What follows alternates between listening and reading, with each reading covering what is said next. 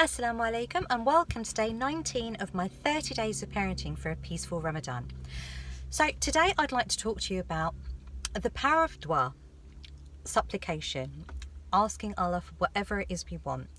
And I know that in my moments of parenting, I don't want to say misery, but in my moments of when I had real challenges within my parenting situations and the way that I felt about it, I used to supplicate and make dua and beg Allah for patience, for patience for dealing with my children, for patience for dealing with my life, for patience for dealing with everything that was going on around me.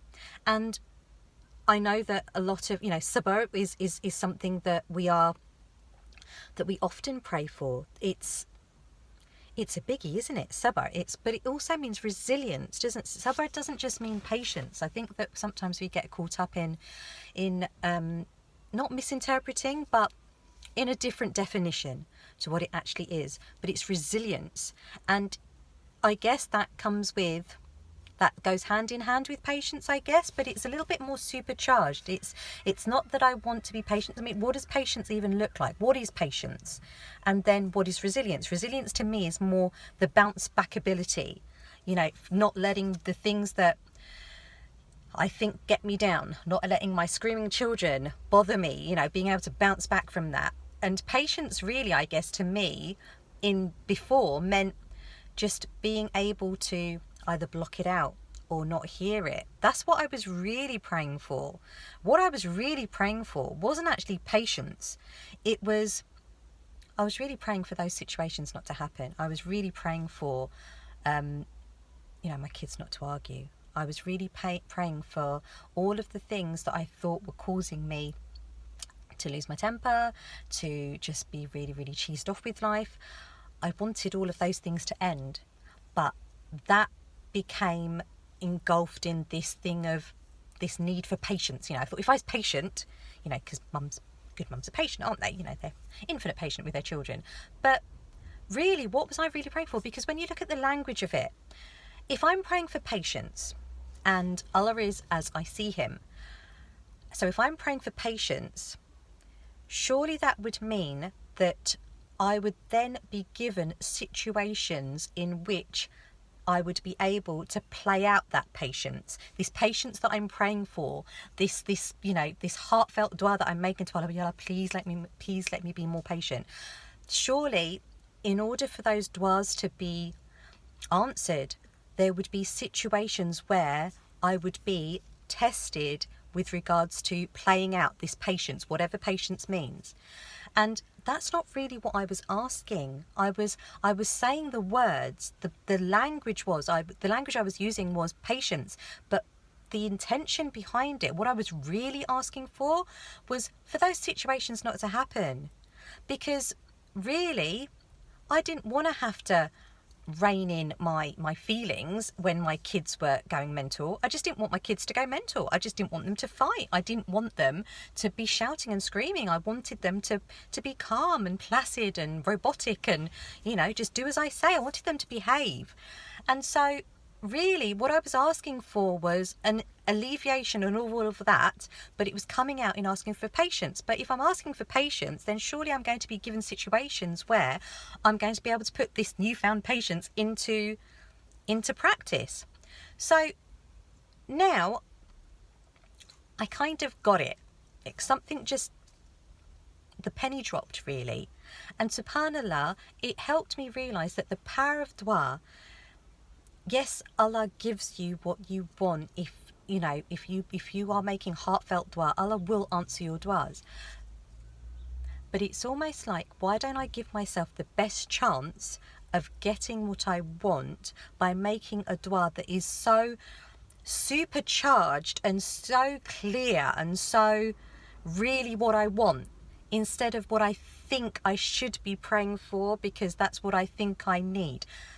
And all I wanted was peace and quiet, really. Just wanted to not have a headache after my kids are going mental, not feel guilty after I've lost it with my kids. What I really wanted wasn't patience, it was peace. but not peace of heart and mind. I wasn't looking for anything internally. I was looking to change things externally. So when I was asking for patience, I was really just asking Allah to help everything outside of me calm down. But then if things do calm down, I don't need patience then, do I? So I'm praying for something that, one, if I'm given the chance to put into practice all of the situations that I think cause my impatience to appear, and two, if things around me were kind of chilled, then how is that patience going to play out? I don't need to be patient then, do I? Everything's all right, everything's going tickety-boo. In those situations, I don't need to practice any patience because it's not needed. If the kids are, calming down, or if the kids are not going crazy, or if my life is going wonderfully well, if, no stress, nothing occurs, nothing out of the ordinary. Basically, I'm asking for the matrix. When I'm asking for patience, I'm not actually asking for patience. I'm asking for everything around me to be the matrix, where everything is just as I want it to be, without any real need for me to put into practice any kind of form of patience, which is what I'm praying for, but not really. So in this little jumble of a message that's kind of going through my head at the moment, what I'm really saying to you is, supercharge your du'as during this month of Ramadan, where our prayers and our du'as are answered, and they are most likely to be answered at certain times. Why not give yourself a chance of being in the game to win the prize, if you like, by, it's almost like, obviously gambling's a big no-no in Islam, I understand that, but it's almost like buying a lottery ticket, thinking that you've been entered into a lucky dip. That's not the greatest metaphor, but do you know what I mean? It's like buying a ticket for the zoo, but then going to try and enter into a cinema with that ticket. It's not going to work. You've got the ticket, but you're at the wrong place. So give yourself a chance. Give yourself a chance of getting what you actually want, but really realising and really supercharging what you're asking for. Dig deeper into what is it that you really, really want. How is it that you believe this, through the power of dua, anything is possible, but you have to ask for it in a clearer way, and you have to ask for it.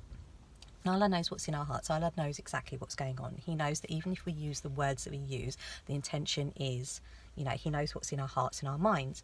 But it's almost like just giving you a chance to actually really, really clarify what you're actually asking for. So when I was asking for patience before, it wasn't patience that I wanted. I just didn't want to have to be in a situation where I would lose my temper. That's really what I was asking for. So now, alhamdulillah, I don't ask for patience.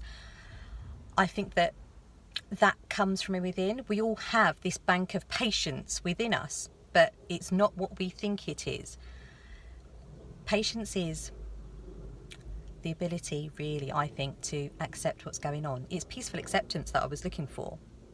That's really what it was. That because life will throw things at you. Things will happen. My kids will lose their, they'll fight, they'll argue. I can't change that.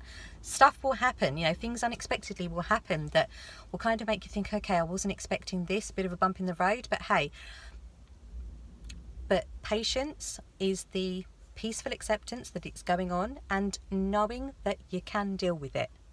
It's not thinking, oh my God, this is the end of my life, this is so awful, this is rubbish, what am I going to do? It's thinking, okay, alhamdulillah, this is here for a reason. I've got this. And it's that knowing that you have everything within you to deal with this life. And that when we're praying for stuff, let's make a dua to bring out what we have inside us. Let's make a dua for Allah to make apparent to us all of the tools and all of the blessings that He's given us from within. Allah has blessed us with this innate wisdom. We have it. It's our own individual spark. It's that knowing. And sometimes we just don't recognise it. It's almost like life seems to have fogged that out. But when we truly, Allah would not have put us on this in this world, and given us as mums, the toughest job in the world without giving us the tools to do it. So let's, when we're making dua during this beautiful month, How about we change it up a little bit? How about we change it up and we ask Allah to help us bring out and recognize and understand what we have inside of us? How about we ask him, to help us see ourselves perhaps the way that he does? That's a pretty cool dua, I think. That's pretty supercharged, because in doing that, the impossible just might be possible. And on that note, inshallah, I shall see you tomorrow. Assalamu alaikum.